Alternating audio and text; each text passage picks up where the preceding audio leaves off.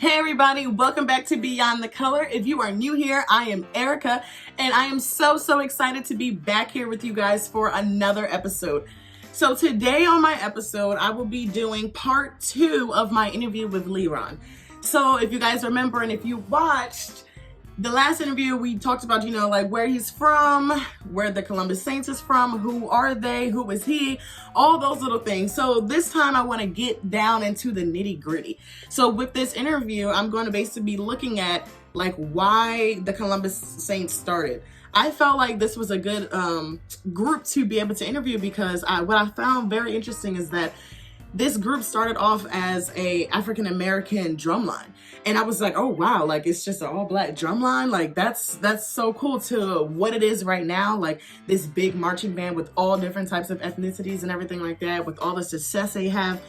Not only that, the Columbus Saints is definitely a place that helps out the youth that's in their neighborhood. They give back to their neighborhood. And that's something that I really think that, stood out to me. And I found very important. But, instead of me doing all this rambling or whatnot, I'm going to just let y'all get on into the video. So without further ado, here is my part 2 of my interview.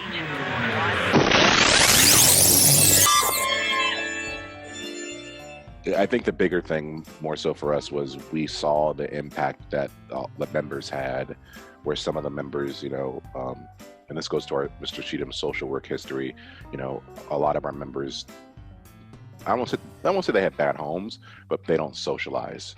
Right. They're not active. Mm-hmm. There's something that, some of them that they get when they come to the program that they didn't get this summer. Right. So ultimately it's like a safe place, like a place that they can come and be themselves and, like get away from whatever it is that they are going through, whether it's at school, at home, like whatever. Yeah. And sometimes it is actually a real safe place. So, right. No, I understand that. I use color guard in general as that, like every time I'm going through anything, especially I remember when I was in high school and just now joining like color guard and marching band, like even in college, if there was anytime I needed to get away, I'm like, you know what, I can't wait for the weekend. I can't wait to go to practice. I can't wait. Like I will do all these reps. I will do all these run throughs, because it's going to get my mind off of that. I'm going to be less stressed. Like, so that was something that, as color guard, I definitely can say is something that like saves me and like gives me a peace of mind, Yeah. Sure. It's actually it's one of the philosophies that we as an organization and, I myself also believe in. We say that it doesn't matter what's going on outside the world. You can control this next rep. Right. You can control how much you practice. You can control how well you perform. You can control how you react. And we talk about like those skills of learning how to focus on the one thing you're doing right now and let that be who you are for that moment can really help with your mental health, but also can help with a lot of different things. So, absolutely. So I'm there. Totally. Right.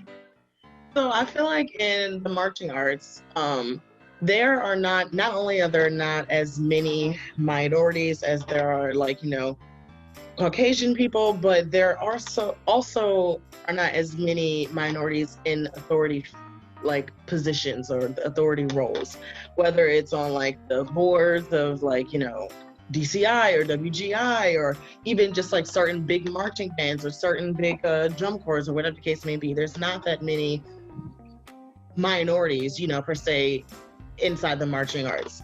I remember for AMP, we have Drew Tolliver. He's our director. He's African American, and I just love his story. I love his passion and everything like that, and also I just love the fact that he's in this position, in the success and where we have grew from, and where we are now. I love those types of stories, and of course, I wish that, we can have more and, I manifest that and put that out in the world and hope and pray that we will begin to get those higher roles and everything like that.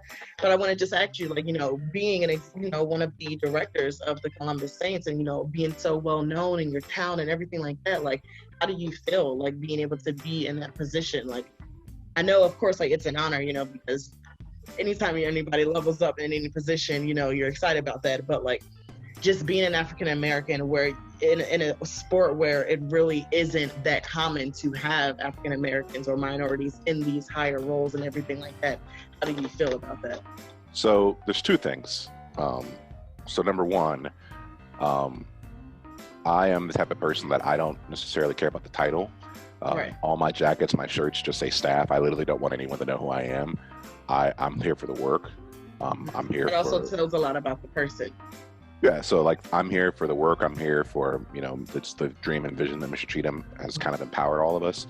He's kind of like, we call him our Morgan Freeman sometimes. He can give you a speech and you're like, okay, Right. you know, I got it. Whatever you need, I'm here. Right. You know? I'm here. And it's a level of emotional intelligence that I don't have necessarily. I'm getting better at it, but so that's one thing is like I don't care about the title position. I really don't. I care about the work. If you know, I always said if there's someone else that could do it better, let me know. I'll peace out and do something else. You know, if you want me to say I'm better over here, I'll go over here. I'm here to do the work. I don't really care, right? You know, Right. I think the other thing that I will say that is important is I will say first and foremost that there are a lot of minorities in the marching arts. Oh, I said the problem is that there's not a lot of minorities in the competitive marching arts. Right. And we talk about both sides of that, like, you know, so one of the things that we talk about with the Same Strum Line and why these conversations were happening with our, you know, our webcasts are the HBCU marching arts segment is the fastest growing marching arts segment like in the nation. You know, you got HBCUs that have never had, colleges that have never had bands are now starting bands. Right. High schools that were cutting their programs, you know, they're trying to hold on to their programs, right? You're seeing independent groups like the Saints, you know, that have budgets that, you know, rival a lot of DCI open class groups, like, you know, Right. Boom Squad in Evansville, Indiana. They got building, they got buses, they hold a 3-day festival. I mean, they're killing it. They got 120 some odd kids, you know. Right. You know, you got River City out of Louisville, who has an entire festival that's part of the Kentucky Derby Festival. You know, so we're there. They're there. It's just bridging that gap. Right, exactly. It's just bridging the gap.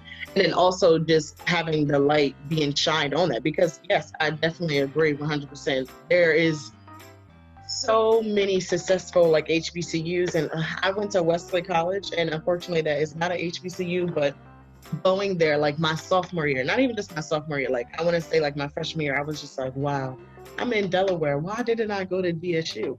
Just because, like, you know, literally right down the street, you know. But, you know, at the time when I was in high school, I'm sitting here thinking like, you know, this school gave me more money, so, you know, let me go there. But just to sit here and I guess what I know now and just some of the history and, you know, just different things like that, it's like, dang, I wish if I could go back, I would have done that. You know what I'm saying? But not only just that, it's just like, I look at certain things, and because I've been in marching band, you know, since, you know, high school and everything like that, and we would go every other year. I went to Washington Township High School, and every other year we would go to like we would go on a band trip. And one of the years that we went, that I was there, we went to New Orleans, and I'm not even sure which marching band it was, but it was mainly like, you know, HBCU, and I was talk about like a dream, like. I was like, oh my God, I am living in the wrong place. Like, this is amazing. Like, you know, but it's also so interesting to also see the difference between color guard from the East Coast to down South, and like the difference in, you know, how things are. And that's another reason why I wanted to do this channel. You know what I'm saying? Because I feel like a lot, at least especially here in the East Coast, there's a lot of people that know about, you know, regular color guard style, you know, ballet style, like, you know, marching band, but they don't really know like the battle squad type of marching band, or the like the what are the dancers, like, you know what I'm saying, like all of those type, they don't know about the drum majors that actually dance and not just conduct, like, you know what I'm saying. Like, that's what I mean by wanting this to expand so much more.